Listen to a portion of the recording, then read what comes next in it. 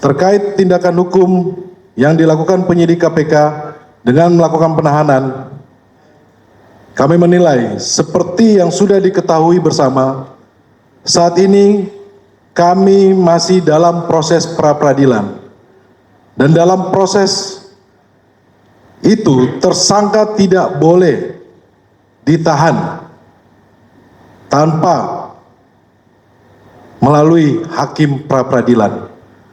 Penyidik KPK tidak mengindahkan proses pra-peradilan kendati Pengadilan Negeri Jakarta Selatan telah menjadwalkan persidangan, bahkan telah menentukan hakim yang akan mengadili perkara ini. Sesuai ketentuan pasal 82 Undang-Undang Nomor 8 Tahun 1981 tentang Hukum Acara Pidana menyatakan bahwa jika dalam proses pra-peradilan, hakim pra-peradilan memutuskan bahwa penahanan tersangka tidak sah, maka tersangka harus dibebaskan. Jadi dalam proses pra-peradilan, tersangka tidak boleh ditahan tanpa izin dari hakim pra-peradilan. Dan jika hakim pra-peradilan memutuskan bahwa penahanan tersangka tidak sah, maka tersangka harus dibebaskan. Catatan politisasi hukum.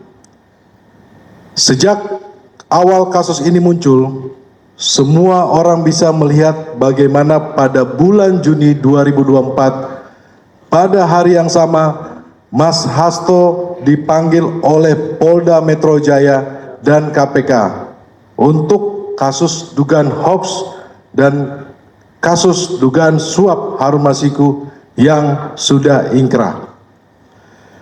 Pemanggilan ini sudah aneh dan ganjil karena muncul setelah Mas Hasto sebagai Sekjen PD Perjuangan dalam banyak kesempatan menyampaikan sikap politik resmi PD Perjuangan terkait kerusakan demokrasi yang dilakukan oleh pemerintah yang berkuasa saat itu, yakni Jokowi. Sejak itu, aparat penegak hukum menggunakan segala cara untuk menekan Sekjen.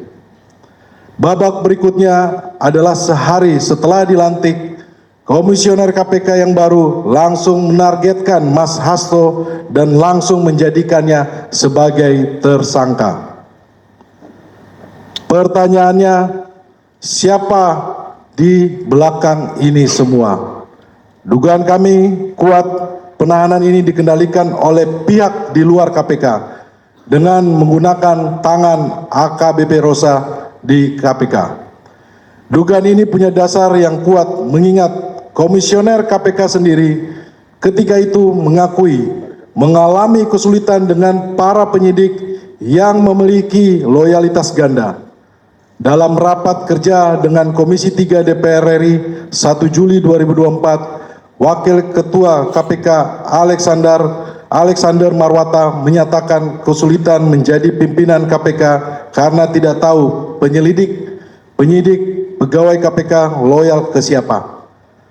Masih ada jalur perintah atau komando dari instansi asal sehingga terjadi kepatuhan dan loyalitas ganda pada perintah pimpinan.